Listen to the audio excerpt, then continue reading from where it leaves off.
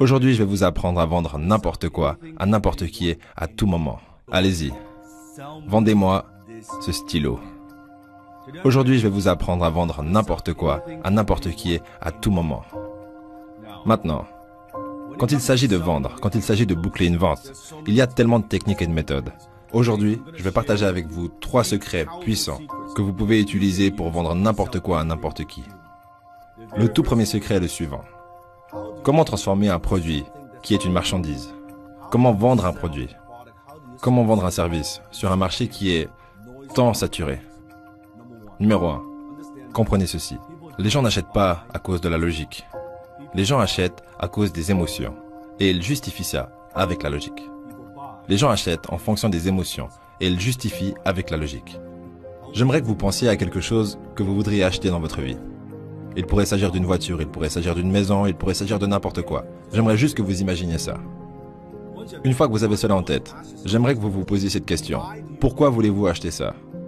Pourquoi voulez-vous acheter cet article en particulier? Pourquoi voulez-vous posséder cet article? Pourquoi ça? Peut-être que c'est un nouveau costume qui vous va bien. Peut-être que c'est une nouvelle robe. Peut-être que c'est une nouvelle voiture. Peut-être que c'est une nouvelle maison. Peut-être que c'est des nouvelles vacances. Mais pourquoi l'achetez-vous? J'aimerais que vous creusiez un peu plus profondément. Si vous regardez attentivement, à travers les couches, je pense que vous réaliserez que vous achetez des émotions.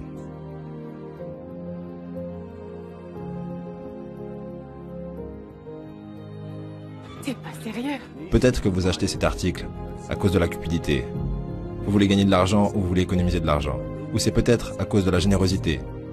En achetant cet article, vous aiderez d'autres personnes. Avez-vous remarqué parfois qu'il y a des entreprises où si vous achetez ce produit en particulier, elles donneront une certaine somme à des œuvres de bienfaisance? Peut-être que vous l'achetez à cause de la générosité. Peut-être à cause de la honte. Comme, si je n'achète pas ça, je vais avoir l'air idiot. Si je ne possède pas ça, je vais avoir l'air idiot.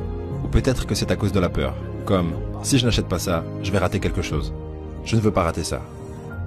Peut-être que c'est une échappatoire que de partir en vacances. Que votre travail de 9 à 5 vous rend fou. Et que vous dites, oh mec, j'ai besoin de temps libre. Peut-être que vous le faites et l'achetez à cause du besoin de vous enfuir. Quelles que soient ces raisons, ce sont très souvent des raisons émotionnelles. Alors, vous achetez en raison de vos émotions et vous le justifiez par la logique. Alors pensez-y lorsque vous vendez quelque chose à quelqu'un.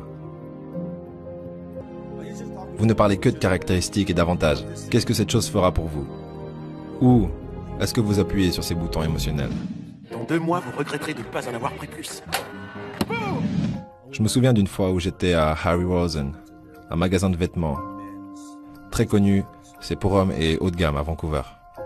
Je suis entré dans le magasin et j'étais passé par la section Tom Ford. Et le vendeur s'est approché de moi et a dit « Monsieur, puis-je vous aider ?» J'ai dit « Non, merci, je regarde seulement. » Il a dit « Faites-moi une faveur. Mettez ce costume. » Maintenant, à l'époque, je n'avais jamais porté un costume de Tom Ford auparavant. J'ai beaucoup de costumes, mais je n'ai jamais porté un costume de Tom Ford. Il a dit « Faites-moi une faveur.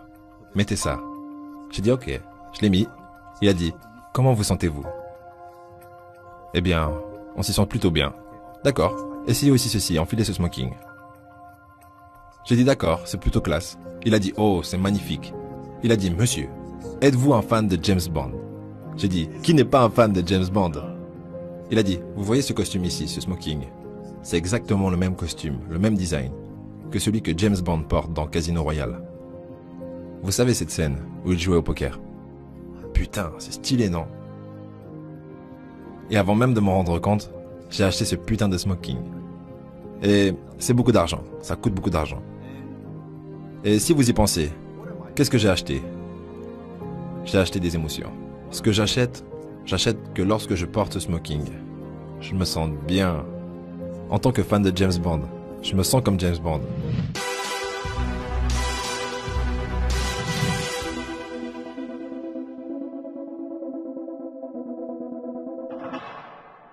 Même si logiquement, je sais bien sûr que ce n'est pas James Bond, je ne suis pas James Bond, mais émotionnellement, ça m'y emmène. C'est quand même cool que je porte le même smoking, le même ajustement, le même tout. Et ensuite, il m'a vendu en plus cette maudite chemise, et les boutons de manchette, et tout ce qu'elle a avec, vous voyez? C'est ce dont je vous parle. Les gens achètent à cause des émotions, et ils justifient avec la logique. Vous devez comprendre ça. Ne mettez pas votre produit en avant. Ne vous contentez pas de mettre vos services en avant. Ne mettez pas en avant les caractéristiques et les avantages. Pensez quels sont les boutons émotionnels sur lesquels vous devez appuyer. Numéro 2. Les gens n'achètent pas pour rentrer dans quelque chose. Ils achètent pour sortir de quelque chose. Cela signifie que les gens, très souvent, ils achètent quelque chose parce qu'ils ont un problème qu'ils veulent résoudre. Ils veulent acheter ce moyen de résoudre ce problème. Les gens n'achètent pas de perceuse, ils veulent un trou dans le mur. Donc, pour quelle chose les aidez-vous? Quel problème aidez-vous à résoudre? Quelle est cette chose que vous devez comprendre? Donc, je dis toujours que le montant que vous gagnez est directement proportionnel à la profondeur à laquelle vous comprenez la douleur de votre marché. Le montant que vous gagnez est en proportion directe par rapport à la profondeur à laquelle vous allez et de votre compréhension de la douleur de votre marché. Alors vous devez comprendre quelles sont les douleurs que les gens ont et comment les aider à les soulager. Alors pensez-y. Numéro 3. Les gens n'achètent pas de produits ni de services. Ils achètent des histoires. Parce que lorsqu'il y a autant de choix sur le marché, sur Internet, sur n'importe lequel des produits de votre choix, il y a des centaines et des centaines de choix. Comment vous démarquer? Comment ajoutez-vous des émotions à une marchandise, à un stylo? Quelle est la différence entre un stylo à 2 $ comme celui-ci ou un Mont Blanc à 800 $? John F. Kennedy. Édition limitée. Stylo exclusif. Un stylo à 800 $. C'est le même stylo. Il a les mêmes fonctions. L'histoire. I think we are a great country, but we can be a greater country.